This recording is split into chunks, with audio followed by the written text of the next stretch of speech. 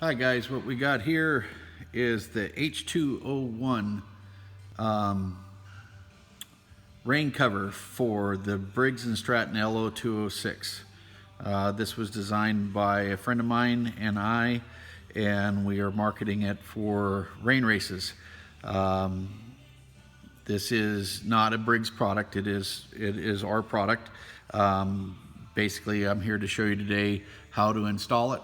And basically what you need is a Allen wrench to take out that set screw. There's two of them, there's one on each side. You pop the top off. Once the top is removed, you take your filter. If you add a little bit of lubricant here, it makes it a little bit easier. You drop your filter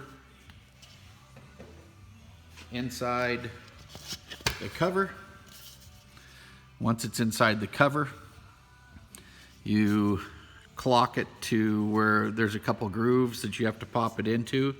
Clock it into that groove, work it in. It is a very snug and very tight fit. It will pop in as you work it around here.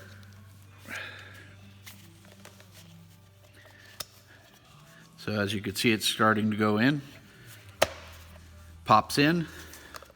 Once it pops in, you could give it a little bit of a turn to position you want. And now that goes on just like this. I've already got one on the go-kart. This one here has got a sticker kit on it. You could take this, hook it onto the carburetor, and basically turn it on the carburetor, and it changes the direction. You just do not want this facing forward. Briggs does not allow you to have an air dam or air ram effect with the filter. It's not legal. But to pop it back out, basically it's the same type of deal. You have to kind of work it around. It pops back out of here. You have to find the area without the groove in it.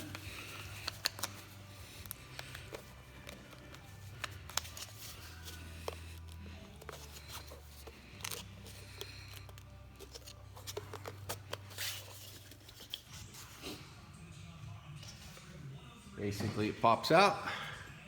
Take your filter.